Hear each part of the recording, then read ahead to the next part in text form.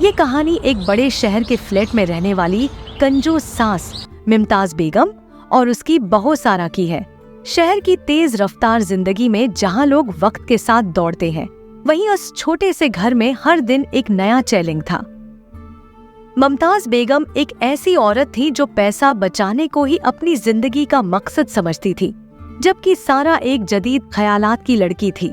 दोनों के दरमियान अक्सर छोटी छोटी बातों पर झगड़े होते थे, मगर एक दिन कुछ ऐसा हुआ जिसने उन दोनों के ताल्लुकात को बदल कर रख दिया।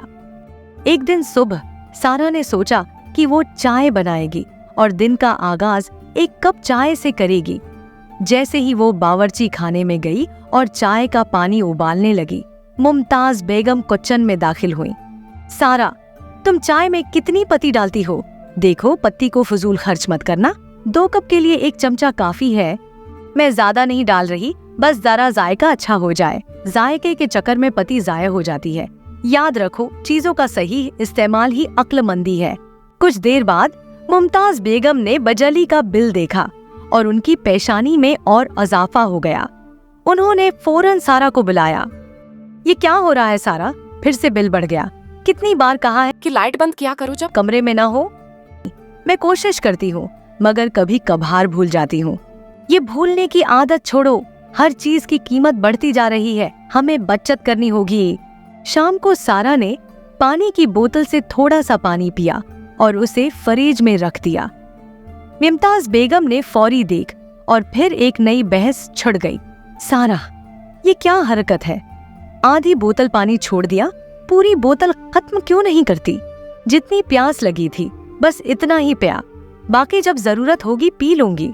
ये छोटी छोटी फजूल खर्चियां ही बड़े नुकसान का बायस बनती हैं। हमें हर चीज का ख्याल रखना होगा। कुछ दिनों बाद सारा ने सोचा कि वे अपनी जिंदगी में कुछ तब्दीलियां लाएगी। मुमताज बेगम के उसूलों पर चलना शुरू किया, लेकिन फिर भी कहीं न कहीं बात बिगड़ ही जाती। एक दिन जब मुमताज बेगम ने सारा को फिर किसी छोटी बात पर टोका, तो सारा की बर्दाश्त जवाब दे गई।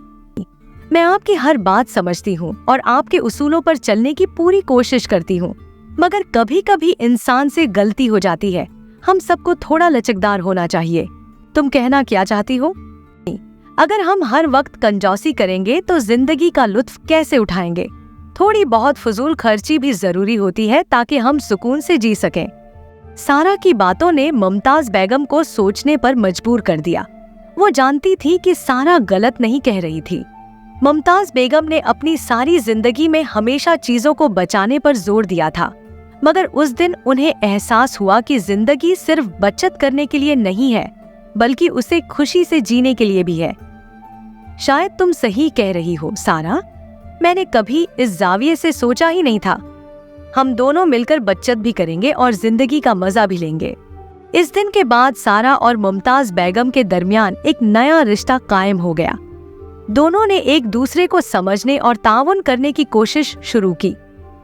मुमताज बेगम ने सारा को थोड़ी आजादी दी और यूं उनके दरमियान मोहब्बत और समझौते का रिश्ता बन गया। Thanks for watching. ऐसी अच्छी अच्छी कहानियाँ देखने के लिए हमारे चैनल को सब्सक्राइब करें।